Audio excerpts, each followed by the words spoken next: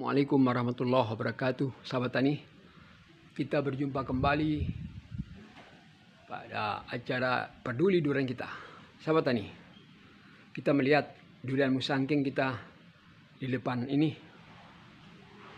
Durian musangking yang baru terbangun dari tidurnya, sahabat tani. Karena apa? Karena ini sudah berumur 3,5 tahun, sahabat tani. Dulu kita tanam 2021, sahabat tani, bersamaan dengan itu uci yang sudah berbuah tahun lalu.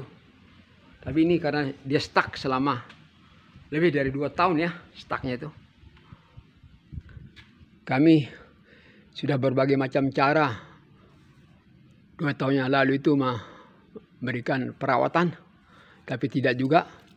Tapi pada bulan November tahun 2024 kemarin, dia bangun dari tidurnya. Dengan air hujan dia cukup bisa mengeluarkan turbus-turbusnya kembali, sehingga dalam 6 bulan terakhir ini pertumbuhannya kembali turbus, batanya ya. Dengan ini buktinya bahwa turbusnya terus menerus dari bulan November terus sampai bulan Mei ini, Juni ini sudah memasuki 7 bulan ini pertumbuhannya, sahabat tani. Oh, kita lihat tuh. Turbus baru terus berkeluaran. Dan ini akan memacu pertumbuhan dan perkembangan baik itu batang produksi maupun batang utama, sahabat tani ya. Jadi kembali ke masa vegetatif durian musangking kita. Disinilah perannya daun-daun muda ini, sahabat tani. Semakin banyak daun, sahabat tani, di masa vegetatif, maka fungsi daripada daun ini, sahabat tani, di masa vegetatif adalah memasak makanan ya, yang bahan bakunya berasal dari karbon dioksida dan air, serta dimatangkan oleh cahaya sinar matahari yang full selama 7 jam per hari di sini, sahabat tani. Sehingga karbon dioksida dan air ini dimasak oleh sinar matahari dalam kloroplas, sahabat tani ya. Jadi di daun ini ada yang namanya kloroplas yang memasak makanan melalui bantuan sinar matahari dengan bahan baku karbohidrat dan air. Air itu berasal dari akar yang naik ke atas ya. Lalu terjadilah proses pemasakan karbohidrat atau glukosa oleh daun, dan ditransporter oleh ion-ion kalium sebagai transporternya, dibawa ke semua jaringan tanaman ya.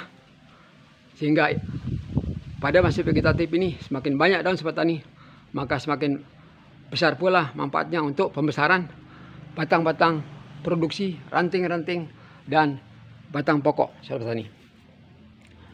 Kita lihat kondisi daripada pot besar kita di dalam menanam musangking ini, di mana pot besar ini di bagian bawahnya terbuka, sahabat tani ya, sehingga akar pancarnya langsung masuk ke dalam ke tanah dasarnya, sedangkan akar lateralnya berkeliling-melilingi pot ini, sehingga selama dia hidup akan terus berkembang, sahabat tani. Dan kita juga sudah memberikan pupuk hayati mikoria, sahabat tani ya. Nah, kita lihat nih, kita sudah oleskan ke bagian-bagian akar untuk membantu percepatan penyerapan nutrisi oleh akar, sehingga berdampak kepada keluarnya tunas-tunas baru, turbus-turbus baru. Dan harapan kita semakin banyak daun, sahabat tani, makin banyak yang memasak makanan, sahabat tani ya, sehingga hasilnya karbohidrat ini akan memberikan dampak yang positif terhadap pembesaran batang-batang produksi dan batang pokok serta ranting-ranting, sahabat tani. Sehingga kita harapkan tahun depannya musangking kita ini akan berusia 4,5 tahun ya, tapi kondisinya insya Allah tahun depan akan bertambah besar lagi dia punya cabang produksi dan cabang utama ini, karena dengan banyaknya daun-daun, sahabat tani, itu akan memberikan dampak positif terhadap pembesaran batang-batang produksi dan batang-batang pokok seperti tadi. Sedangkan fungsi daripada daun pada fase generatif sobat tani ya adalah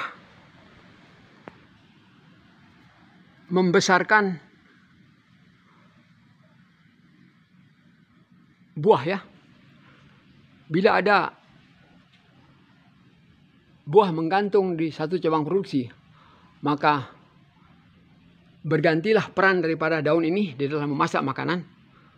Kalau di dalam fase vegetatif, daun yang menghasilkan makanan berupa glukosa dan atau karbohidrat ini akan berdampak pada pembesaran batang produksi dan batang pokok. Sedangkan pada masa generatif, bila ada menggantung buah dalam produksi kita ini, maka hasil daripada karbohidrat yang dihasilkan oleh fotosintesis daripada daun ini semuanya akan mensuplai makanan ke buah yang menggantung seperti ini. Sehingga pada masa generatif pembesaran batang dan ranting stop ya.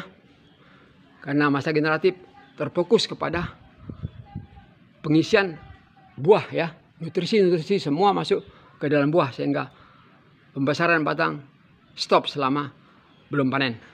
Nah, ketika masa panen sudah selesai, maka pohon kita akan masuk lagi ke masa vegetatif.